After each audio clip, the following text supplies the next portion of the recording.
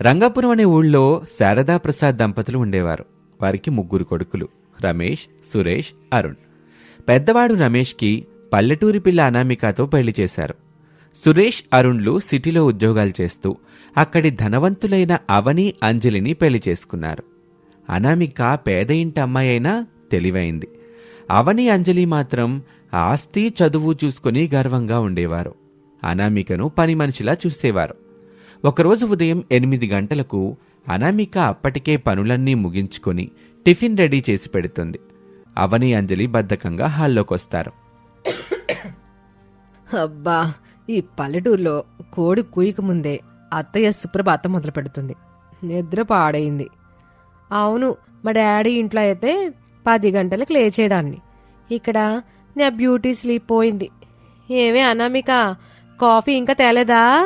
అప్పుడే వాళ్ళ మాటలు విని అనామిక ఫిల్టర్ కాఫీలు తీసుకుని హాల్లోకొస్తుంది. ఇదిగో, ఇప్పుడే ఫిల్టర్ కాఫీ కలిపాను, తాగండి. అప్పుడు అంజలి తీసుకొని కాఫీ సిప్ చేసి కోపంతో, అహంకారంతో అనామికతో ఇలా అంటుంది. ఛీ, ఏంటిది? ఇది కాఫీనా, కషాయమా? నాకు క్యాపిచినో కావాలని చెప్పాను కదా. నీకిది తప్ప ఇంకేవి రాదా? అవును, మాకు ఇట్లాంటి పడవు. మా స్థాయికి తగ్గట్టుండాలి. నీకు మా టేస్ట్ ఎక్కడ అర్థమవుతుందిలే, పాపం. అప్పుడే శారద వాళ్ళ మాటలు విని హాల్లోకొస్తూ అంజలి, అవనిలతో ఇలా అంటుంది. ఏంటమ్మా, పొద్దున్నే దాని మీద పడ్డారు. అది ఉదయాన్నే లేచి అన్నీ చేసింది. మీరు కనీసం గ్లాస్ కూడా కడగరు, పైగా వంకలా? అప్పుడే అరుణ్, సురేష్ వాళ్ళ మాటలు విని హాల్లోకొస్తూ, అమ్మా, నువ్వెప్పుడు అనామిక వదినే వెనకేసుకొస్తావు. అవని లైఫ్ స్టైల్ వేరు. తను అడిగింది ఇవ్వటం మన బాధ్యత. అవునమ్మా, అంజలి వాళ్ళ నాన్నగారు కోటీశ్వరులు. తను మన ఇంటికి రావటమే అదృష్టం. అనామిక వదిన కొంచెం నేర్చుకోవచ్చు కదా.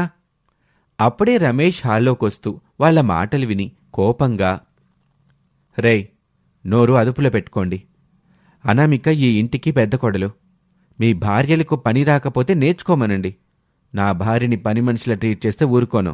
ఓహో, బావగారు బాగానే మాట్లాడుతున్నారు. మా నాన్న ఇచ్చిన కట్నం ముందు మీ ఆస్తులెంత? మేము మహారాణులా ఉండాలి. పనికి అనామిక ఉందిగా. కరెక్ట్ అవని, అనామికకి వేరే పనే ఉంది.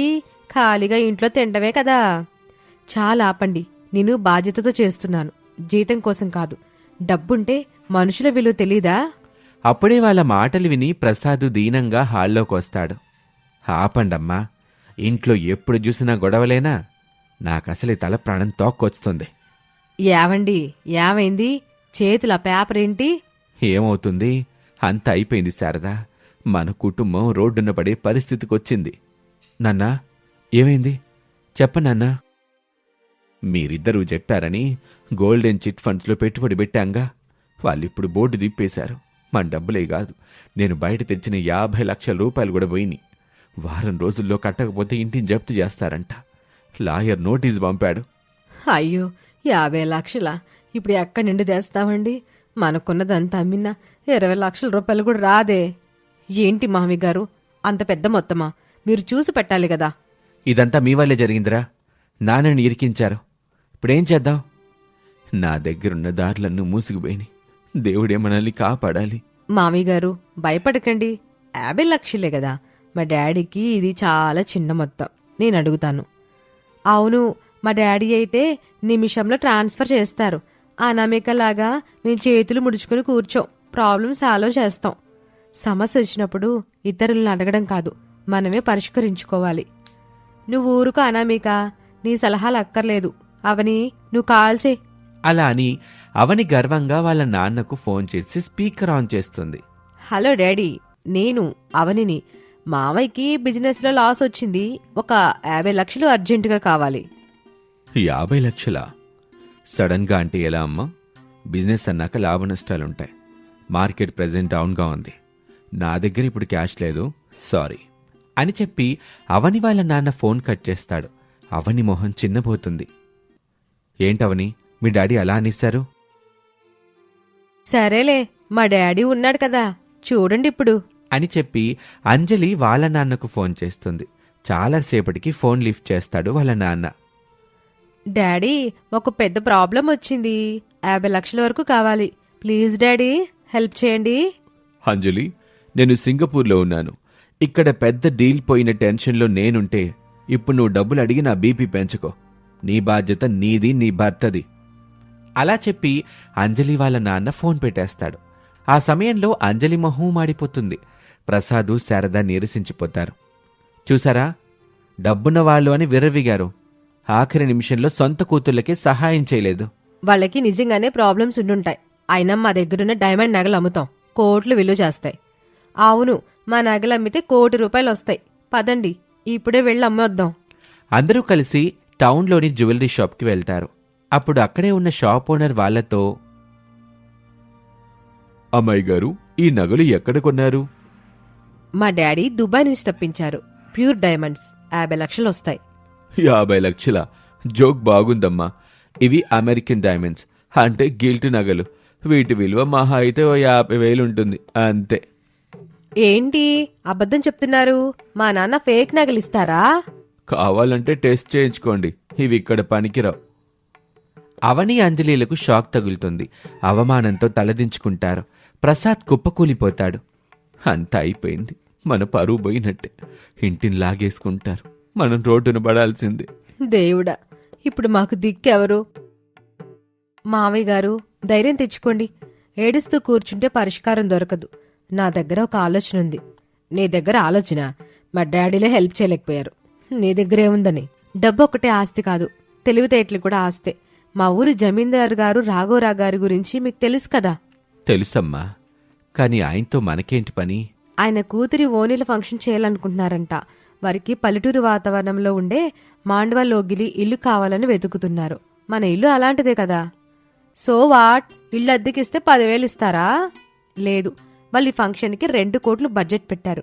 మనం వెళ్ళి మాట్లాడి ఇల్లిస్తామని, ఫంక్షన్ బాధ్యత తీసుకుంటామని చెప్తే కనీసం 10 లక్షలు అడ్వాన్స్ ఇస్తారు. మన పొలం కూడా లీజ్కి ఇవ్వమని అడగొచ్చు. ఐడియా బాగుంది నాన్న, ప్రయత్నిస్తే పోయేదే ఉంది. సరే అనామిక, నువ్వు చెప్పినట్టే చేద్దాం. అలా ఉండగా ప్రసాదు, అనామిక వెళ్లి జమీందారుని కలుస్తారు. అనామిక మాట తీరు నచ్చి ఆయన ఒప్పుకుంటాడు. ప్రసాద్ గారు, మీ ఇల్లు బాగుంది, కానీ ఫంక్షన్ స్వచ్ఛమైన తెలుగు సాంప్రదాయంలో జరగాలి. వంటలు కట్టెల పొయ్యి మీద జరగాలి. ప్లాస్టిక్ పువ్వులు, ఇంగ్లీష్ వంటకాలుంటే ₹1 ఇవ్వను. రేపే ఫంక్షన్. అయ్యో, రేపేనా? ఇదంతా ఎలా సాధ్యం? సాధ్యమే మామయ్య గారు, మీరు మాట ఇవ్వండి. అప్పుడు జమీందారు ₹10 లక్షల అడ్వాన్స్ ఇస్తారు. అది వడ్డీ వ్యాపారికిచ్చి టైం తీసుకుంటారు. ఇక ఇంటికొచ్చాక ఏర్పాట్లు మొదలవుతాయి. మామయ్య గారు, ఈ అనామికకి ఏం తెలుసు? డెకరేషన్ పని నేను చూసుకుంటాను. సిటీ నుంచి బెస్ట్ ఈవెంట్ మేనేజర్స్ ని పిలిపిస్తాను. ఫుడ్ విషయం నేను చూసుకుంటాను. పిజ్జా, బర్గర్, పాస్తా పెడితే జమీందార్ గారు ఇంప్రెస్ అయిపోతారు. వద్దొద్దు, ఆయనంతా సంప్రదాయబద్ధంగా ఉండాలన్నారు. పిజ్జాలు, ప్లాస్టిక్ పూలు ఆయన ఒప్పుకోరు. ఓసి పల్లెటూరక్క, రిచ్ పీపుల్కి క్లాస్గా ఉంటేనే నచ్చుతుంది. నువ్వు పక్కకు తప్పుకో. అనామేక, అలా కొదిలే, నీకెందుకు గొడవ?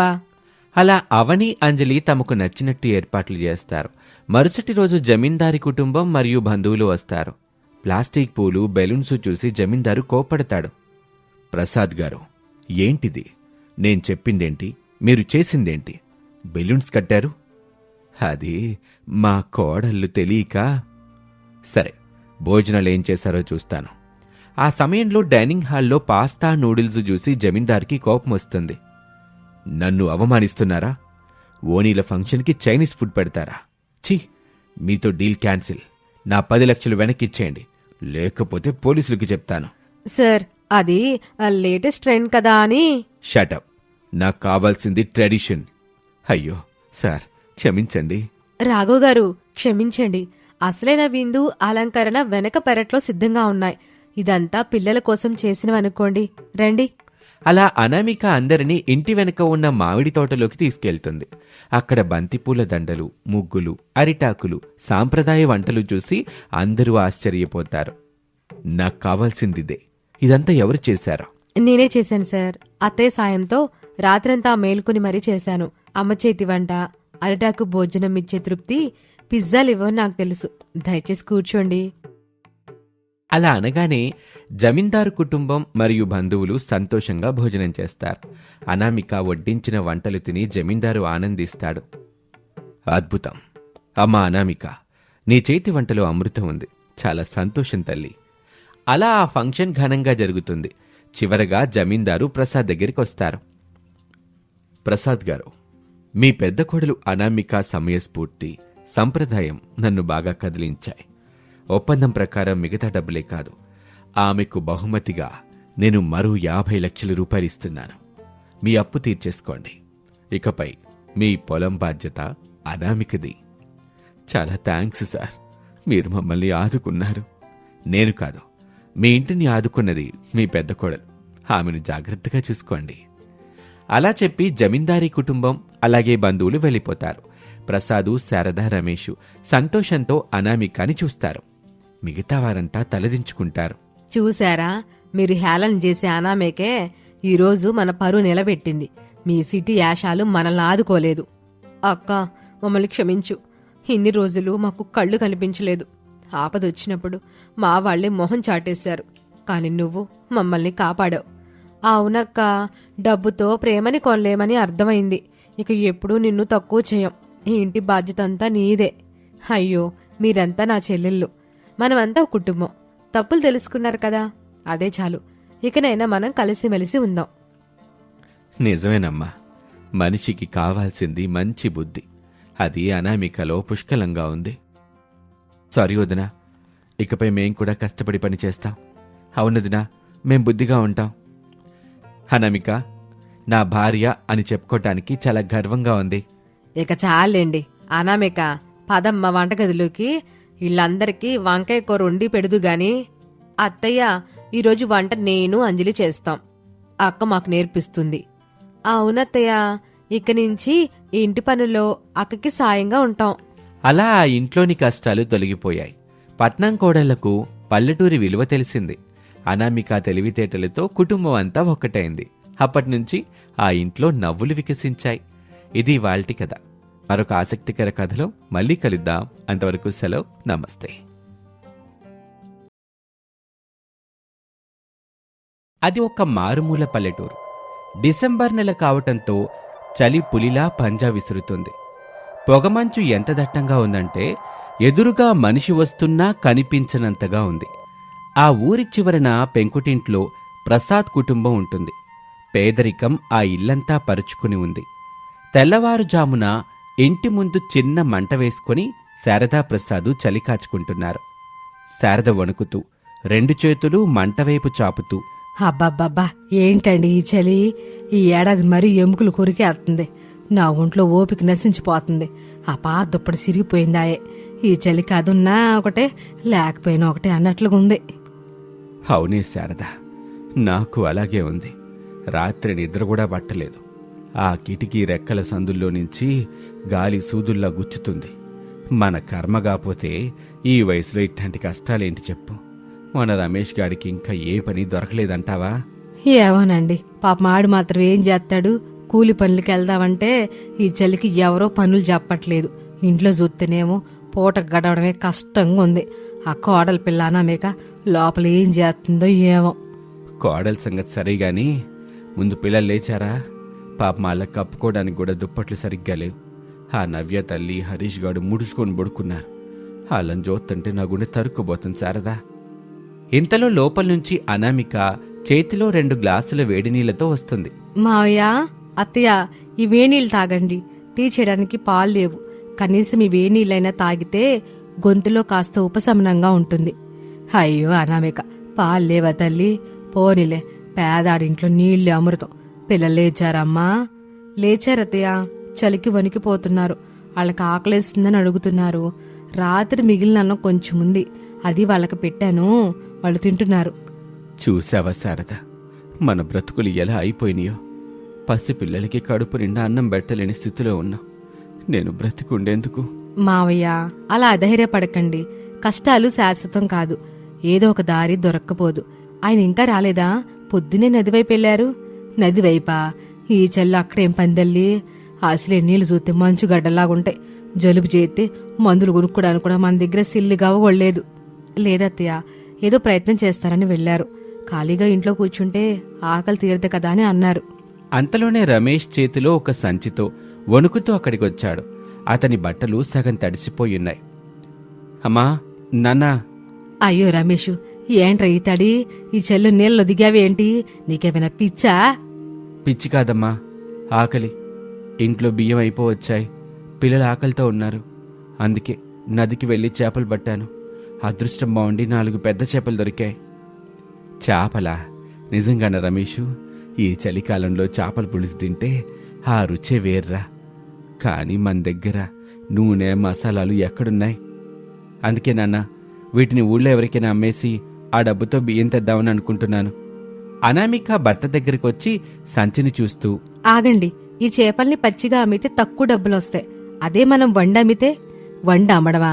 ఏంటి అనామిక నువ్వనేది? మన ఇంటి కోడలు నడి వీధిలో నిలబడి చేపలు అమ్ముతుందా? మన పరువు ఏం కావాలి? మంది ఒకప్పుడు గొప్ప కుటుంబం, ఇప్పుడు పేదరికం వచ్చినా పరువు పోగొట్టుకోకూడదు. అత్తయ్య, పరువు ఆకలి తీరుస్తుందా? మన పిల్లల ఆకలితో అలమటిస్తుంటే మనం పరువు గురించి ఆలోచించడం న్యాయమా? ఈ చలికాలంలో అందరికీ వేడివేడిగా కారంగా ఏదైనా తినాలని ఉంటుంది. మన చేతి వంట రుచి గురించి మీకు తెలిసిందే కదా. ఈ చేపలను అమ్మితే వచ్చే డబ్బుల కంటే వీటిని చేపల వేపుడు చేసి అమ్మితే 4 ఎక్కువ డబ్బులు వస్తాయి. శారదా, కోడలు చెప్పిన దాంట్లో కూడా నిజం ఉంది. ఊళ్ళో అందరూ చలికి నోరు చప్పబడిపోయి ఉన్నారు. ఇప్పుడు ఘాటుగా చేపల వేపుడు వాసన తగిలితే లొట్టలేసుకుంటూ తింటారు. పరువు సంగతి దేవుడెరుగు. ముందు బతుకుబండి లాగాలిగా. కానీ అనామిక, పెట్టుబడికి డబ్బులు లేవు కదా. నూనె, కారం, మసాలాలు మనకెలా వస్తాయి? నా దగ్గర పెళ్లికి మా అమ్మిచ్చిన చిన్న వెండి పట్టీలున్నాయండి. అవి తాకట్టు పెట్టి సామాన్లు తేండి. ఈరోజు సాయంత్రమే మనం వ్యాపారం మొదలు పెడదాం. నీ పట్టీలు తాకట్టు పెట్టడమా? వద్దు తల్లి. అత్తయ్య, అవుంటే కాళ్ళకే అందం, కాని మన కుటుంబం సంతోషంగా ఉంటేనే మనసుకు అందం. దయచేసి అడ్డు చెప్పకండి. అలా అనామిక పట్టుదల చూసి ఆ రోజు మధ్యాహ్నం రమేష్ సరుకులు తీసుకొచ్చాడు. అనామిక మసాలా దంచటం మొదలుపెట్టింది. అమ్మా అనామిక, వాసన అదిరిపోతుంది తల్లి. ఈ మసాలా వాసనకి నూరూరిపోతుంది. ఎంతకి నువ్వు ఇందులో ఏమి వేస్తున్నావు? ఇది మా అమ్మమ్మ నేర్పిన మసాలా మావయ్య. ఇందులో కొంచెం లవంగాలు, దాల్చిన చెక్కతో పాటు సీక్రెట్ గా కొంచెం వాము కూడా వేస్తాను. ఈ చలికాలంలో వాము వేస్తే అరుగుదల బాగుంటుందని. అప్పుడు పిల్లలు నవ్య, హరీషు ఇద్దరూ వంటింట్లోకి పరుగున వస్తూ, అమ్మా అమ్మా, మంచి వాసన వస్తుంది, మాకు ఆకలి వేస్తుంది. ఆగండి, ముందు దేవుడికి దండం పెట్టుకుని మన దుకాణం మొదలు పెట్టాక మొదటి ముక్క మీకే పెడతాను. అత్తయ్య, మీరు ఆకులను కుట్టండి. అనామిక, ఇంటి ముందే పోయి పెడదామా? ఈదులో ఇల్లు వాళ్ళు ఏమనుకుంటారో ఏమో. అత్తయ్య, మనం చేసేది దొంగతనం కాదు కదా, కష్టపడి వండుతున్నాం. మన ఇంటి అరుగు మీదే చిన్న పొయ్యి పెడదాం. ఏవండి, మీరు ఆ చేపల్ని శుభ్రం చేసి ఇస్తే నేను ఈ మసాలా పట్టించేస్తాను. అలాగే అనామిక. అలా రమేష్ చేపలని శుభ్రం చేసి ఇస్తాడు. సాయంత్రం అయ్యింది. సూర్యుడు అస్తమించి చీకటి పడుతూ ఉండగా చలి తీవ్రత పెరిగింది. అనామిక ఇంటి ముందు అరుగు మీద కట్టెల పొయ్యి రాజేసింది. ఆ పొయ్యి మీద పెంక పెట్టి చేపలని ఫ్రై చేసింది. ఆ మసాలా దట్టించిన ఘాటైన కమ్మని చేపల వాసన వీధి అంతా పాకింది. అబ్బబ్బబ్బా, శారదా, చూసావా? ఈ వాసనకి ఊళ్ళో సగం మంది ఇక్కడికి రాకపోతే నన్నడుగు. ముందు పిల్లలకు పెట్టమ్మా, వాళ్ళ ఆకలితోటున్నారు. అలాగే అత్తయ్య. నవ్య, హరీష్, ఇట్రండి.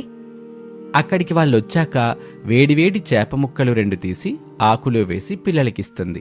అమ్మా, చాలా బాగుంది, కారంగా వేడిగా భలే ఉంది. అవునమ్మా, ఇంకా కావాలి. ముందు అమ్మకానికి పెడదాం నాన్న, మిగిలితే మనం తిందాం. మన కష్టం ఫలించాలి కదా. అంతలోనే వీధిలో నడుచుకుంటూ వెళ్తున్న రంగమ్మ ఆ వాసన చూసి ఆగుతుంది. రంగమ్మకి నోటి దురద ఎక్కువగా ఉంటుంది. ఏవే శారదా, ఏంటిది? మీ ఇంటి ముందు ఎంత పోగా ఏదో ఘాటు వాసన వస్తుంది. ఏం చేస్తున్నారు ఏంటి? అది అది రంగమ్మక్క, మా కోళ్ళు.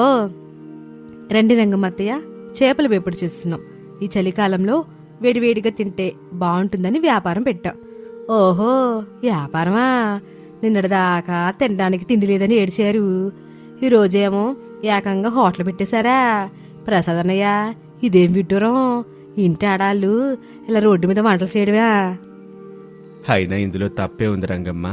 కష్టపడి బతుకుతున్నాం. అయినా నీకు కావాలంటే కొనుక్కో, లేదంటే ఎల్లు. ఊరికే సలహాలేవు మాకు. నా కోడలు అద్భుతంగా వండింది. అబ్బో, కోపం ఎందుకు? వాసన అయితే బాగుందిలే. ఎంతకిస్తున్నారేంటి? చిన్న ముక్క 5 రూపాయలు అత్తయ్య, పెద్ద ముక్క అయితే 10 రూపాయలు. 5 రూపాయలా? మరీ ఎక్కువ కాకపోతేను. సరేలే, ఓ మొక్కు చూద్దాం ఎట్టకుందో ఏంటో. రంగమ్మ డబ్బులు తీసి ఇస్తుంది. అనామిక వేడివేడి చేప ముక్కని ఆకులో వేసి ఇస్తుంది. ఓరి దేవుడా, ఏమే అనామిక, ఇందులో ఏం కలిపావే?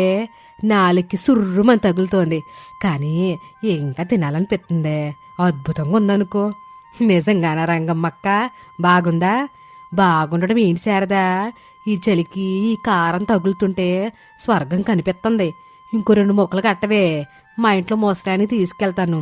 జలుబుతోటి సత్తన్నాడు, ఇది తింటే సెట్ అయిపోతాడు. అలా చెప్పగానే అనామిక రంగమ్మకి చేపలు కట్టిస్తుంది. రంగమ్మ మాట ఆ నోట ఈ నోట ఊరంతా పాకింది.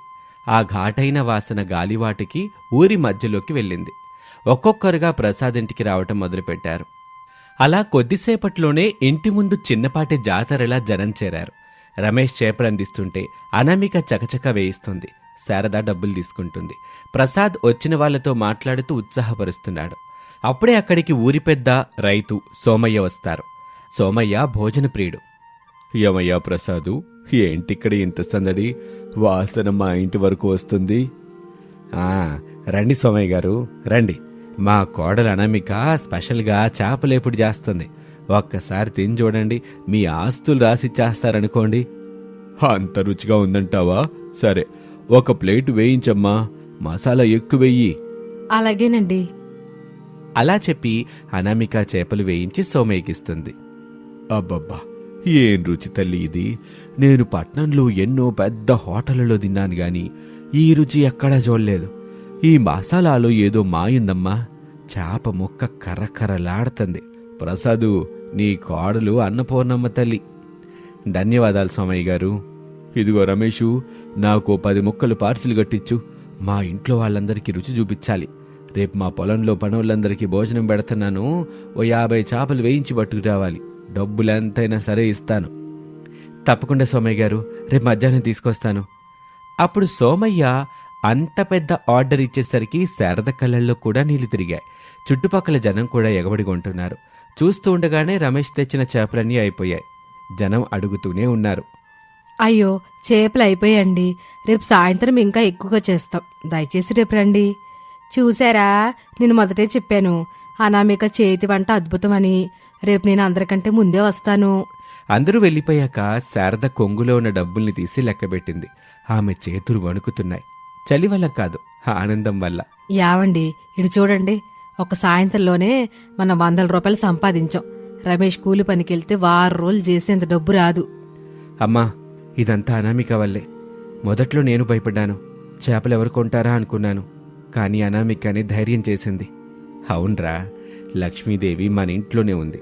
మనం ఇన్నాళ్ళు గమనించుకోవాలా. అనామిక, నువ్వు ఈ ఇంటిని ఒడ్డును పడేసావు తల్లి. మావయ్య, ఇది మనందరి కష్టం.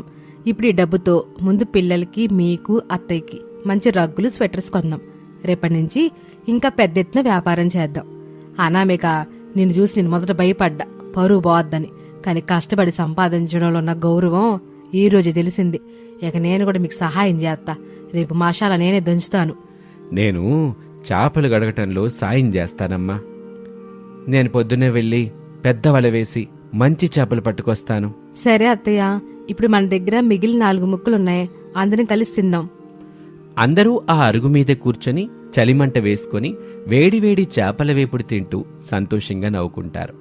అనామిక చేపల వ్యాపారం 3 పువ్వులు 6 కాయలుగా సాగుతుంది. రోజురోజుకి జనం పెరిగిపోతున్నారు. ఇదంతా చూసి పక్కింటి పుల్లమ్మ కన్నుబడింది అనామిక వ్యాపారం మీద. పుల్లమ్మకి కూడా డబ్బు సంపాదించాలని ఆశ పుట్టింది. పుల్లమ్మ తన భర్తతో, ఏవండి, చూసారా, ఆ ఎదురింటి ప్రసాద్ గారి కోడలు చేపలమ్మి ఎంత సంపాదిస్తుందో? మనమేం తక్కువ? మనం కూడా రేపు బజ్జీలు బండి పెడదాం. ఈ చలిలో బజ్జీలు కూడా బాగా తింటారు కదా. ఏమోనే, వాళ్ళ కోడలి చేతిలో మహి ఉంది. నువ్వొండితే ఎవరు తింటారు? నోరు మూసుకోండి, నేను చేస్తే ఊరంతా క్యూ కడుతుంది, చూస్తా ఉండండి. మరుసటి రోజు అనామిక చేపల వేపుడు అమ్ముతూ ఉండగా పుల్లమ్మ తన ఇంటి ముందు బజ్జీల బండి పెట్టింది. గట్టిగా అరుస్తూ జనాన్ని పిలుస్తుంది. రండి బాబు, రండి. వేడి వేడి మిరపకాయ బజ్జీలు, ఉల్లిపాయ బజ్జీలు, చలికాలం స్పెషల్ బజ్జీలు. ఏవండి, చూసారా, పుల్లమ్మ అత్తయ్య కూడా వ్యాపారం పెట్టారు. మంచిదే కదూ? అప్పుడే ఆ మాట విన్న శారద అనామికతో, మంచిదేంటమ్మా, మన దగ్గరకు వచ్చే జనం అటు వెళ్తే మనకు నష్టంగా. అసలే ఆవిడది ఆసు ఎక్కువ. అత్తయ్య, ఎవరి రుచి వారిది, ఎవరి అదృష్టం వారిది. మనం భయపడాల్సిన పని లేదు. మన నాణ్యత మనం పాటిద్దాం. ఆ సమయంలో జనం కొంతమంది కొత్తగా ఉందని పుల్లమ్మ బజ్జీల దగ్గరికి వెళ్లారు. కానీ పుల్లమ్మ వేస్తున్న బజ్జీలు సరిగా ఉడకలేదు, పైగా సరైన మసాలా కూడా లేదు. తిన్నవాళ్లు మొహం చిట్లించుకొని మళ్లీ అనామిక దగ్గరికే వచ్చారు. ఇక అప్పుడు అక్కడికి సోమయ్య వచ్చి, చూసావా ప్రసాదు, నాణ్యత ఉంటే జనం ఎక్కడికి పోరు. అనామిక ఈ చేపల్లో వాడే మసాలా కోసం పక్కూరు నుంచి కూడా జనం వస్తున్నారు. ఏంటే ఇందులో మాయ? చేపలే కదా, ఇంతలా ఎగబడుతున్నారు. పుల్లమ్మత్తయ్య, బాధపడకండి.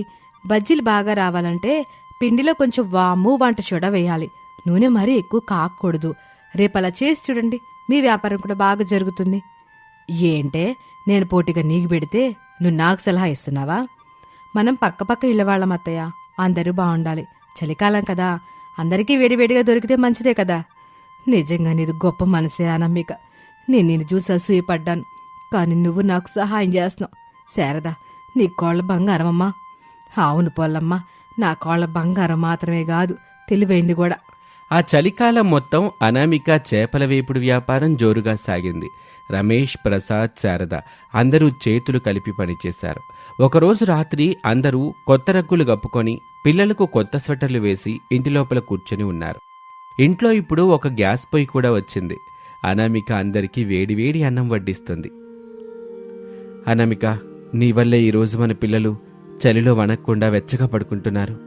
అప్పుల వల్ల బాధ తప్పింది. చేతిలో 4 రాళ్లున్నాయి. అవునరా, ఒకప్పుడు చలికి అలమటించాం, ఆకలికి ఇబ్బంది పడ్డాం. ఇప్పుడు నలుగురికి అన్నం పెట్టి స్థాయికి ఎదిగాం. సోమయ్య గారు నిన్నేమన్నారో తెలుసా? ప్రసాదు, వచ్చే వారం ఊళ్ళో జరిగే జాతరలో నీ కోడల చేత స్టాల్ పెట్టించండి, ఖర్చంతా నాది అన్నాడరా. నిజంగానా? చాలా సంతోషం. అనామిక, నువ్వు ఈ ఇంటికొచ్చిన మహాలక్ష్మి తల్లి. పేదరికం ఉందని కుంగిపోకుండా ఉన్నదాంతోనే ఎట్టా బతకాలో, ఎట్టా గెలవాలో నిరూపించావు.